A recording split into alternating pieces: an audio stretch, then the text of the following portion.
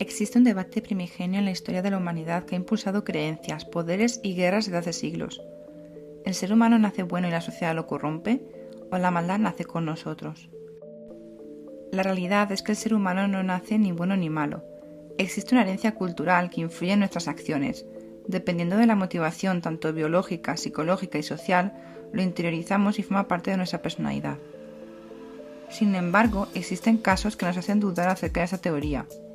En ocasiones, los niños con los rostros más inocentes han realizado actos perversos y sanguinarios, que nos han replanteado toda razón, toda teoría filosófica, toda creencia religiosa, y hemos dudado de que no existan personas que nacen malvadas, perversas y macabras desde muy pequeños, con orientación a la crueldad, el sadismo y el caos.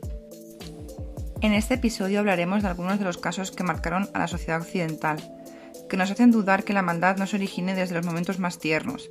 También ahondaremos en los trastornos que derivan estos comportamientos, para lograr entender por qué un niño dulce e inocente puede llegar a tales actos, y de esa forma emprender una vez más el camino hacia el asesino.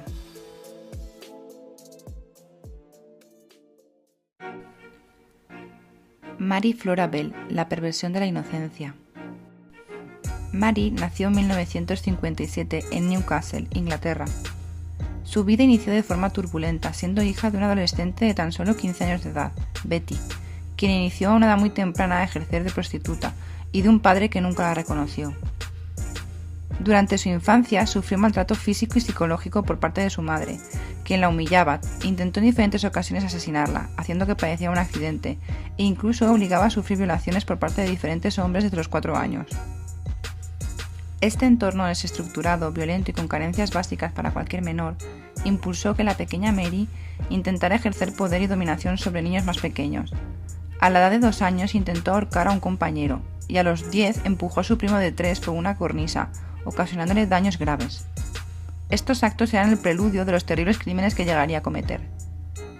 El 25 de mayo de 1968, a la edad de 10 años, Mary llevó a un menor de 4 años, Martin Brown, a una casa abandonada para asfixiarlo con sus propias manos, matándole en ese mismo lugar.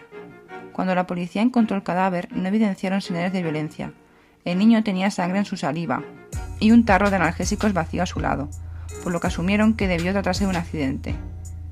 Semanas después asesinó a Brian Howe, de 3 años, al que convenció junto a su amiga Norma para que fueran a jugar a un terreno abandonado. Mary tapó la nariz del pequeño con sus dedos y le estranguló. Cogió una cuchilla de afeitar y escribió sobre el cuerpo la letra M. Además, le amputó los órganos genitales y cortó parte de su cabello con unas tijeras. Mary y Norma se convirtieron en sospechosas desde el primer momento, ya que varios testigos las vieron pocos momentos antes del terrible crimen junto al pequeño Brian. Además, cuando el cuerpo de Brian fue sepultado, hubieron testigos que afirmaron ver sonreír a Mary de manera descarada. En el interrogatorio ofreció una versión inverosímil, la cual los detectives no creyeron, y finalmente se acabaron culpando mutuamente, siendo detenidas ambas en agosto de ese mismo año. Mary Bell afirmó que la razón por la que había cometido el crimen fue por placer y emoción de matar. Fue condenada de forma indefinida en el reformatorio Red Bank. Diferentes expertos que evaluaron a Mary coincidieron que presentaba síntomas de psicopatía y trastorno antisocial de la personalidad. Cuando cumplió la mayoría de edad fue enviada a la prisión semiabierta de Moor Court, ya que había decretado al juez que le gustaba lastimar a la gente. En 1979 se fugó junto a otra compañera de dicha prisión, aunque consiguieron capturarla unos días después junto a 2 hombres. En 1980, cuando tenía 23 años, fue liberada. Decía que todo lo que estuvo roto dentro de ella cuando era niña ahora estaba arreglado. Colaboró en escribir su autobiografía y hoy en día vive en libertad junto con su marido, con identidades protegidas en alguna parte de Gran Bretaña.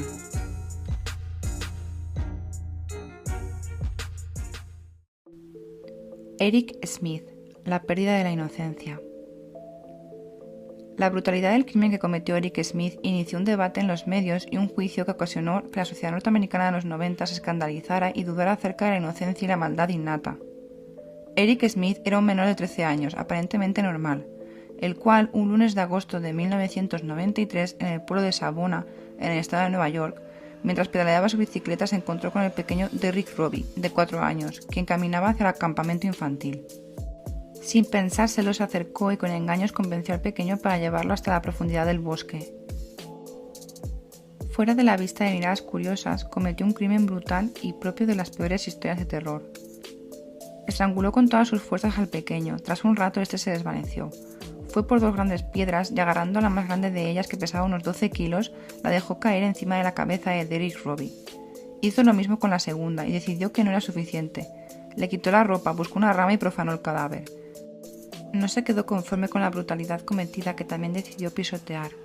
Continuó descargando su ira y humillar al pequeño cuerpo de Derrick Robbie. Esa misma mañana, Eric Smith había sido expulsado del mismo campamento por mal comportamiento.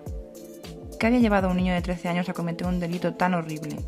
Eric Smith era un menor inseguro y sin autoestima, el cual sufría de bullying.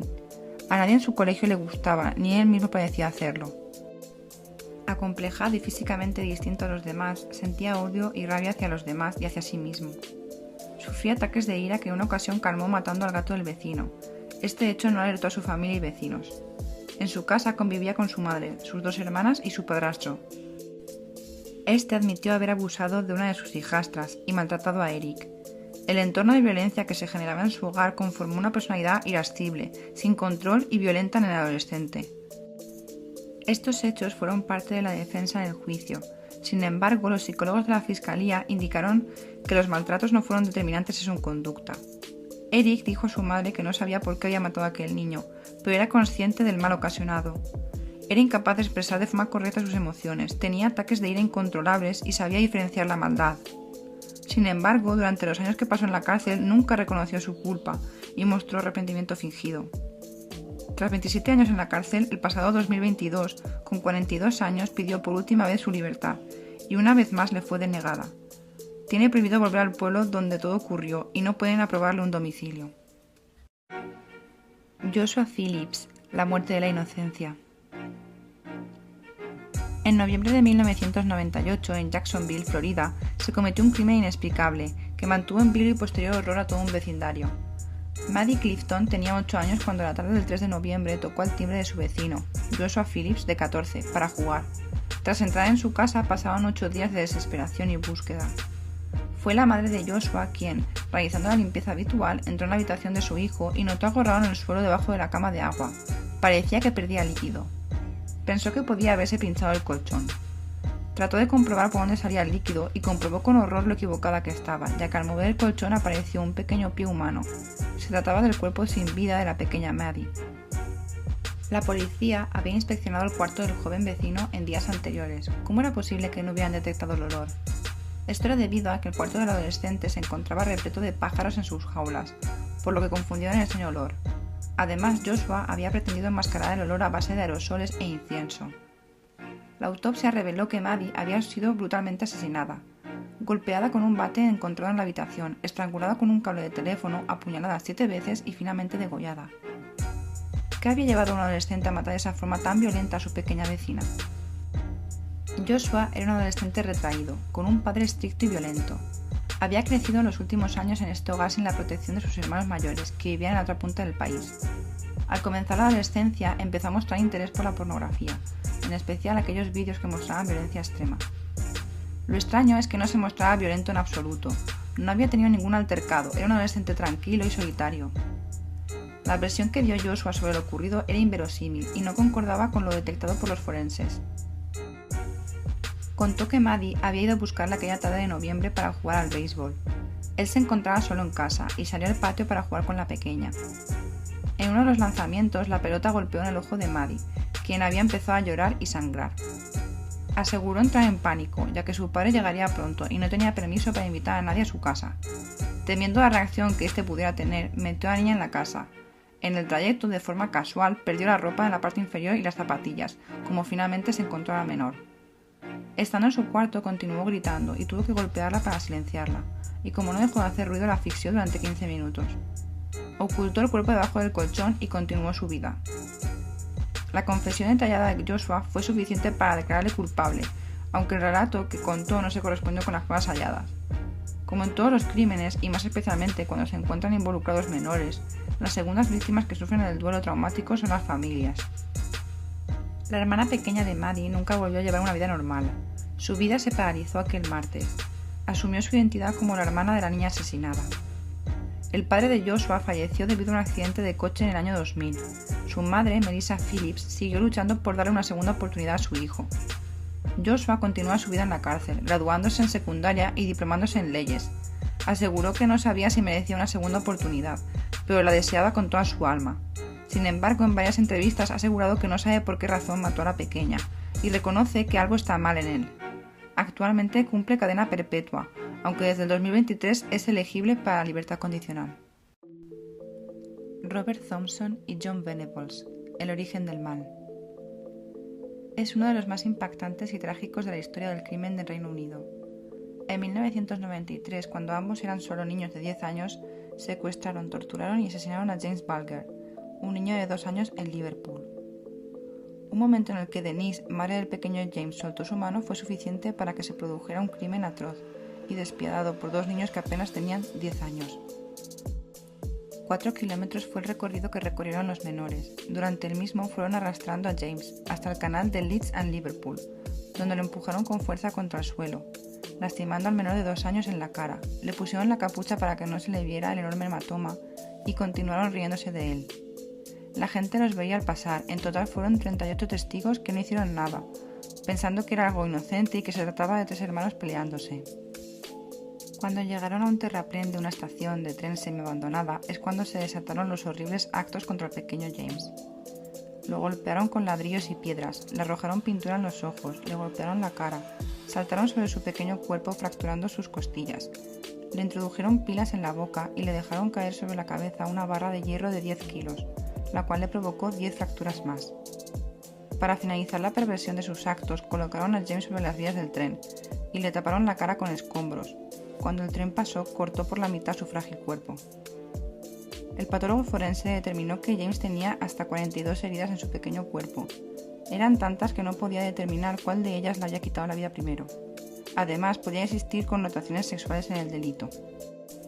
El crimen conmocionó a la nación y generó un intenso debate sobre la violencia juvenil y la responsabilidad penal de los menores. Venables y Thompson fueron arrestados y tras un juicio muy mediático fueron declarados culpables. Se convirtieron en los más jóvenes en ser condenados por asesinato en el Reino Unido. Ambos fueron sentenciados a un mínimo de 8 años en un centro de detención para menores y tras cumplir su condena fueron liberados bajo nuevas identidades para protegerlos de la atención pública. Sin embargo, la controversia no terminó ahí. La liberación de Venables y Thompson ha sido objeto de debate y preocupación constante, especialmente en relación con su reintegración en la sociedad. John Venables nació el 11 de agosto de 1982, en el seno de una familia problemática. Sus padres se encontraban divorciados y existían episodios de maltrato en el hogar.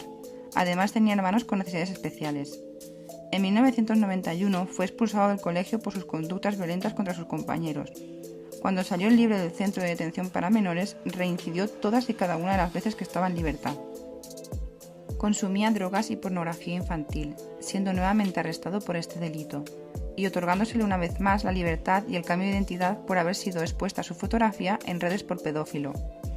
Debido a esto, los padres de James solicitaron que no le excarcelaran más y pidieron penas más duras para el asesino de su hijo, ya que parecía que la justicia estaba ayudando a Venables a reinsertarse sin éxito y existiendo posible reincidencia en los delitos anteriores. Robert también creció en una familia desestructurada. Su padre maltrataba a su madre, quien era alcohólica, y tenía 6 hermanos más. El carácter de Robert era frío e imperturbable. En el colegio tenía fama de mentiroso y cometía bullying a sus compañeros. Entre él y John se creó una rara y degenerada amistad en la cual encontraban placer al torturar animales, robaban a sus compañeros y cometían pequeños delitos juntos. Robert mantuvo su identidad y su vida después de su liberación en secreto. Se sabe que se casó con su marido y se asentó al noroeste de Inglaterra. Este caso plantea preguntas profundas sobre la naturaleza del crimen, la rehabilitación y el papel de la sociedad en la protección de sus miembros más vulnerables. Es un tema que sigue resonando en la cultura y la política británica hasta el día de hoy.